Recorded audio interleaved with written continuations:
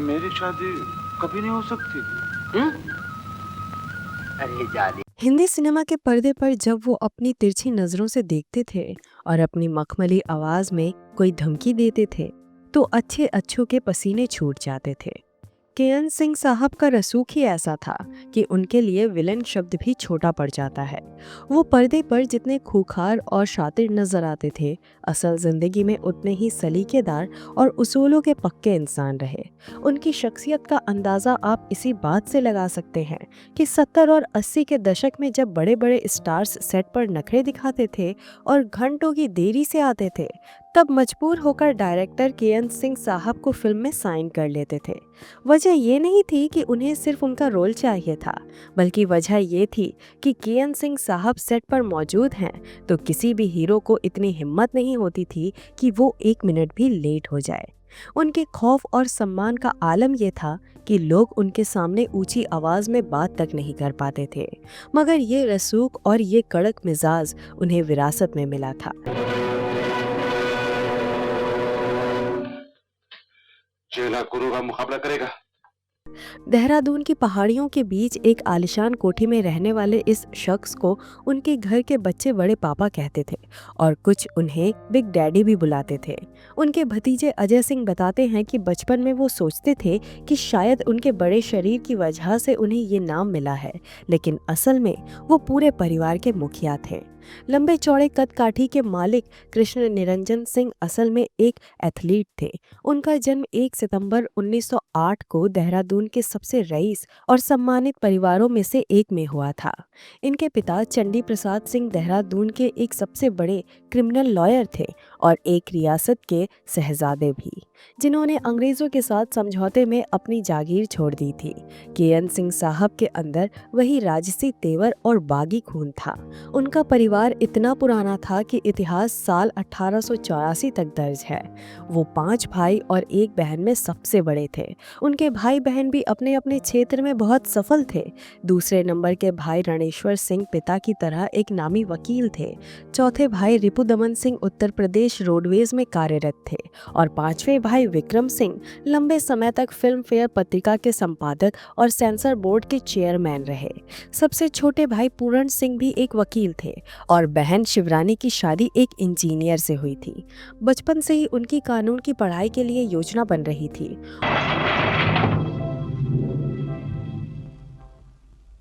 शेखर, तुम? उन्होंने लैटिन विषय के साथ सीनियर कैम्ब्रिज पास किया था ताकि आगे चलकर इंग्लैंड में बैरिस्टर एट लॉ की पढ़ाई कर सके, मगर एक घटना ने उनका मन बदल दिया। उन्होंने देखा कि उनके पिता ने एक ऐसे कातिल को कानून की गिरफ्त से बचा लिया जिसका गुनाह जग जाहिर था। ये देखते ही उनके युवा मन पर इतना गहरा असर हुआ कि उन्होंने हमेशा के लिए वकालत का ख्वाब छोड़ दिया। दिलचस्प बात यह है कि केएन सिंह सिर्फ दिमाग से ही तेज नहीं थे, बल्कि एक बेहतरीन खिलाड़ी भी थे। साल 1935 के बर्लिन ओलंपिक्स में शॉटपुट और जेवलिन थ्रो के लिए उनके चयन की प्रक्रिया काफ़ी हद तक पूरी हो चुकी थी। वो रोज सुबह उठकर मीलों दौड़ते थे और जमकर पसीना बहाते थे, लेकिन किस्मत को कुछ और ही मंजूर था। उन्हें अपनी बहन शिवरानी की आंख की सर्जरी के लिए कोलकाता जाना पड़ा और इसी वजह से वो ओलंपिक्स में हिस्सा नहीं ले पाए। कलकत्ता जाना उनकी जिंदगी का सबसे बड़ा टर्निंग पॉइंट साबित हुआ। वहाँ उनकी मुलाकात अपने एक पुराने दोस्त से हुई जो फिल्मों में हाथ आजमा रहा था। एक सुबह जब वो अपने दोस्त के कमरे पर पहुंचे तो देखा कि एक बेहद हैंडसम नौजवान सफ़ेद सॉटन का कुर्ता पजामा इस्त्री कर रहा है। वो नौजवान कोई और नहीं, पृथ्वीराज कपूर थे। बस यहीं से दोस्ती का वो सिलसिला शुरू हुआ जिसने केएन सिंह को ट्रैक एंड फील्ड से उठाकर लाइट, कैमरा और एक्शन की दुनिया में खड़ा कर दिया। मैं ही आपके पार्टनर का बेटा हूँ। तुम? श्रीचंद के बेटे तुम? क्या हुआ? कलकत्ता में रहते हुए उन्होंने कई छोटे मोटे काम किए, जैसे प्रिंटिंग प्रेस चलाना या राजाओं के लिए जंगली जानवर सप्लाई करना, पर असल सुकून उन्हें कैमरे के सामने ही मिला। पृथ्वीराज कपूर ने उन्हें निर्देशक देवकी बोस से मिलवाया। देवकी बोस ने उन्हें अपनी फिल्म सुनहरा संसार में पर्दे पर उतार दिया और यहीं से उनके फिल्म करियर की शुरुआत हुई। सुनहरा संसार के बाद उन्हें न्यू थिएटर्स में 150 के मासिक वेतन पर रखा गया। उनकी अदाकारी से प्रभावित होकर निर्देशक AR कारदार ने उन्हें मुंबई आने का न्योता दिया। साल 1937 में मुंबई पहुंचने के बाद उन्होंने कारदार की फिल्म बागवान में विलन का रोल किया, जो सुपरहिट रही और उनके करियर को रफ्तार मिली। इसके बाद उन्होंने सोहराब मोदी के मिनर्वा स्टूडियो से जुड़कर 500 रुपए के मासिक वेतन पर काम किया। उनकी कामयाबी देखकर बॉम्बे टॉकीज के निर्माता देवकी रानी ने उन्हें 1600 रुपए के मासिक वेतन पर रख लिया। केएन सिंह की अपनी पारिवारिक जिंदगी भी बहुत अलग रही। उनकी पहली पत्नी एक विश्नोई परिवार से थी, जिनकी शादी के कुछ ही समय बाद मृत्यु हो गई थी। बाद में उन्होंने चांदरानी नाम की एक नेपाली मूल की महिला से शादी की। ये एक ऐसा सच है जो बहुत कम लोग जानते हैं कि केएन सिंह की अपनी कोई संतान नहीं थी। उन्होंने अपने छोटे भाई विक्रम सिंह के बेटे पुष्कर को गोद लिया था, जो आज टेलीविजन कार्यक्रमों के निर्माता हैं। लेकिन फिल्मी दुनिया में उनके जीवन का एक और अध्याय भी था। केएन सिंह की कानूनी तौर पर परवीन पॉल से कभी शादी नहीं हुई, लेकिन फिल्म जगत में हर कोई जानता था कि परवीन पॉल उनकी पत्नी की तरह ही थी और उनके साथ ही रहती थी। परवीन की मुलाकात केएन सिंह से महाराष्ट्र के पंचगनी में हुई थी और वो उन्हीं की वजह से फिल्मों में आई। दोनों के रिश्ते से एक बेटा भी हुआ, जिसका नाम विभूषण सिंह पॉल था। विभूषण की परवरिश परवीन ने अकेले रहकर की। बाद में विभूषण एक कार एक्सीडेंट में फंस गए, जिसमें एक व्यक्ति की मौत हो गई थी। इस केस के चलते विभूषण को दुबई में रहना पड़ा। हालांकि अब ये केस 26 साल बाद खत्म हो चुका है, पर विभूषण आज भी ज्यादातर दुबई में ही रहते हैं। बॉम्बे में केएन सिंह, पृथ्वीराज कपूर और केएल सहगल की दोस्ती की मिसालें दी जाती थी। शाम को जब ये तीनों केएन सिंह साहब के कमरे में महफिलें सजाते थे, तो बाहर सड़क पर भीड़ जमा हो जाती थी, क्योंकि सहगल साहब वहाँ गाते थे। अक्सर सहगल साहब की सादगी देखकर केएन सिंह दंग रह जाते थे। उसी घर के किचन में छोटे से किशोर कुमार और केएन सिंह साहब के पिता के साथ रहने वाले छोटे बच्चे बैठकर इन दिग्गजों की बातें सुना करते थे और अक्सर वही टेबल पर सो जाया करते थे। बॉम्बे टॉकीज में जब दिलीप कुमार की पहली फिल्म ज्वार भाटा की शूटिंग हुई, तो एक बड़ा ही दिलचस्प वाकया हुआ। दिलीप साहब उस वक्त नए थे और सेट पर जैसे ही उन्होंने केएन सिंह को देखा, वो बुरी तरह घबरा गए।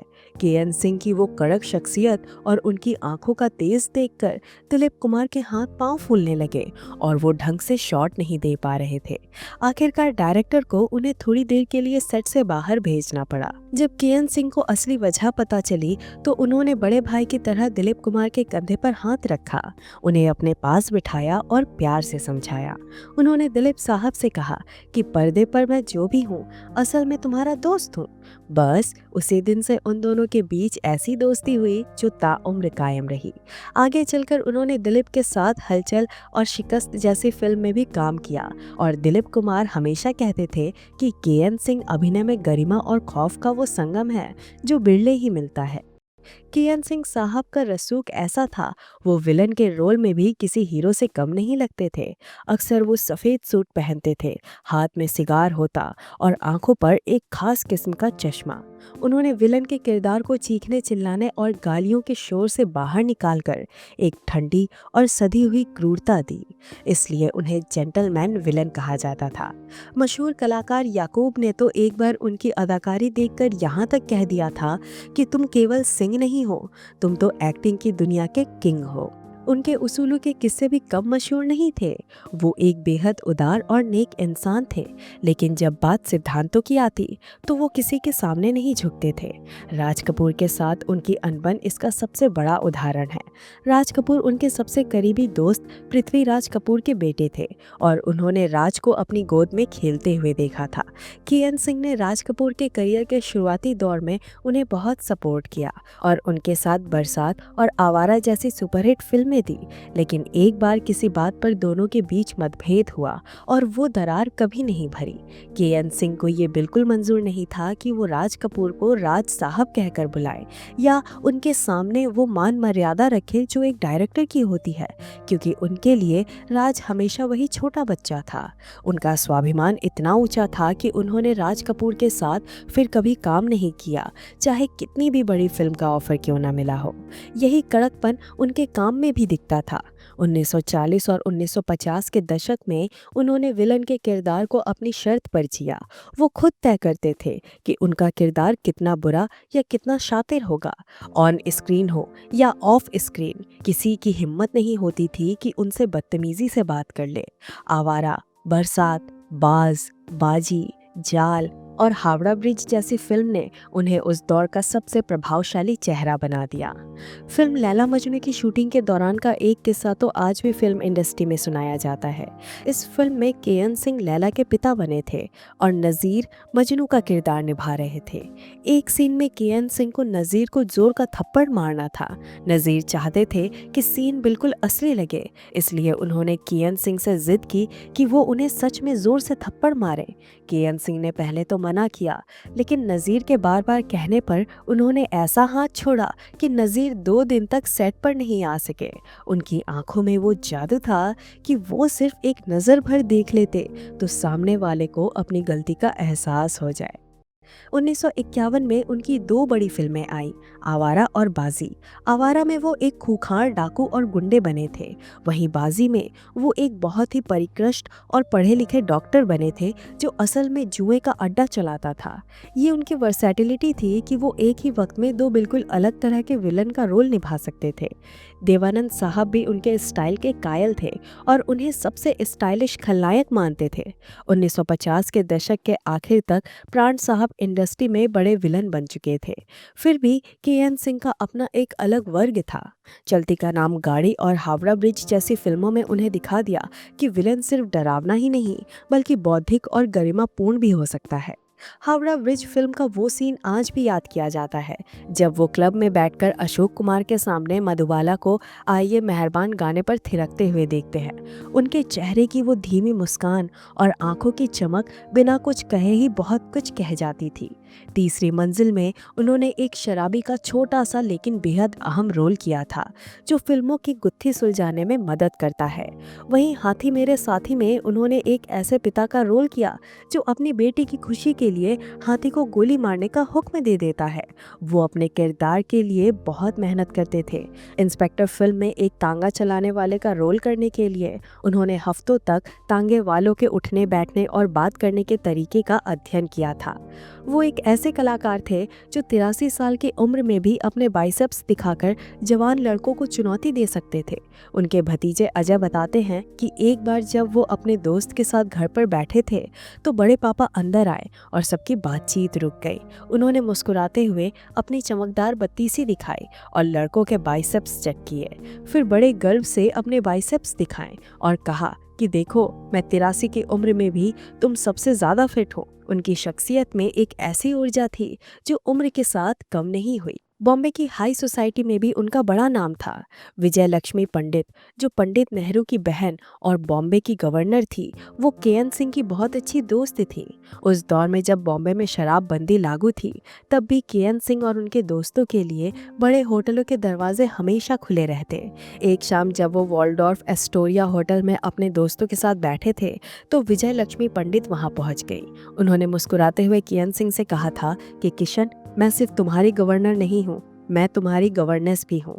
ये उनका रसूख था कि सत्ता के सबसे ऊंचे गलियारों में भी उन्हें सम्मान और प्यार मिलता था।